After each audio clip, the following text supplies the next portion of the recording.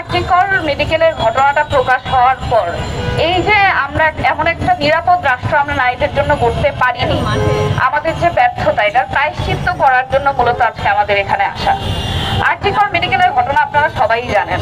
এখন ইন্ডিয়ার একটা ধর্ষণের ঘটনা নিয়ে আমরা কথা বলতেছি, বিষয়টা কিছুটা আইরনিক হয়ে যায়, কারণ ইন্ডিয়াতে অন্তত বিচার বিভাগ এবং প্রশাসনের বা এলিট ফোর্সগুলোর কিছুটা স্বাধীনতা আছে যে তারা স্বাধীনভাবে একটা ধর্ষণের মামলার তদন্ত করবে।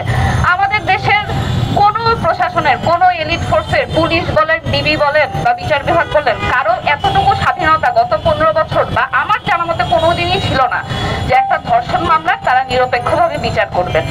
যেমন আপনারা কুমিল্লা সোহাগকে জানান তনু, ওনার ধর্ষণ মামলাটার কথাই আপনারা চিন্তা করেন।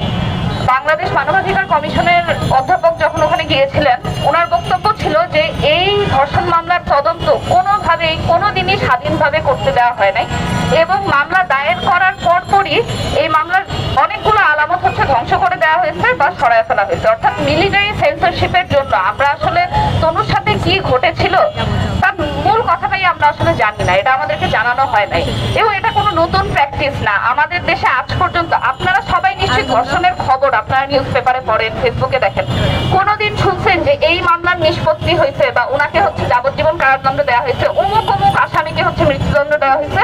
কারণ হিয়ারিংটা কখনো পাবলিকে করাই হয় না।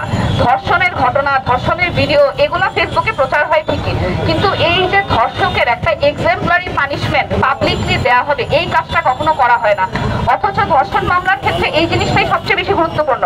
কারণ আমরা কি চাই? আমরা চাই যে ধর্ষকের যেন একটা দৃষ্টান্তমূলক শাস্তি হয়, পরবর্তীতে যৌন হয়রানি করতে গেলে একজন ব্যক্তি যাতে দুইবার ভাবে যে হ্যাঁ ওর তো এরকম শাস্তি হয়েছিল, রাষ্ট্রযন্ত্র নিশ্চয়ই আমাকেও শাস্তির আওতায় আনতে সক্ষম, এই ক্ষমতা রাষ্ট্রযন্ত্রের রয়েছে।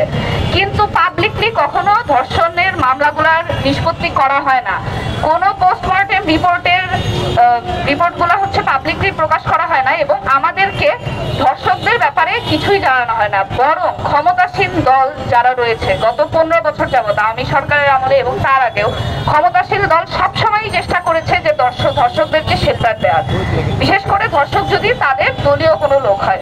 টাঙ্গাইলে গোলাম কিবরিয়ার কথা আপনাদের মনে আছে, 2টা ধর্ষণ মামলায় অভিযুক্ত হওয়ার পর তাকে শুধুমাত্র দল থেকে অব্যাহতি দেওয়া হয়েছে, তাকে গ্রেফতারও করা হয় নাই, তার নামে মামলা মনে হয় দায়ের করা হয়েছে, সেই মামলার কোনো অগ্রগতি বা এই ধরনের কোনো তথ্য আমাদের কাছে আসে নাই।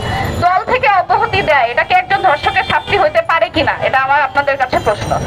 এই ধর্ষকের তো অবশ্যই শাস্তি হওয়া উচিত ছিল, যেহেতু সে একজন দলীয় ব্যক্তি এবং দল থেকে তার শাস্তি নিশ্চিত করা উচিত ছিল, কিন্তু সেটা করা হয় নাই। আমি আবারও তনুর ঘটনায় ফেরত আসতে চাই।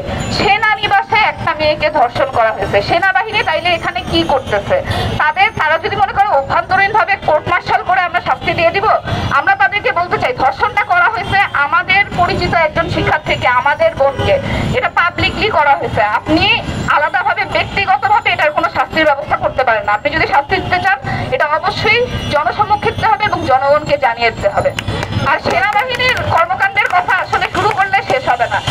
যেই অঞ্চলটাতে, চিটাগাং হিলট্রিক্সে, যেই অঞ্চলে দেশের 1/4 সেনাবাহিনী সারা বছর ধরে নিয়োগ থাকে, সেই অঞ্চলে কি পরিমাণ ধর্ষণের ঘটনা ঘটে আপনাদের কি কোনো আইডিয়া আছে?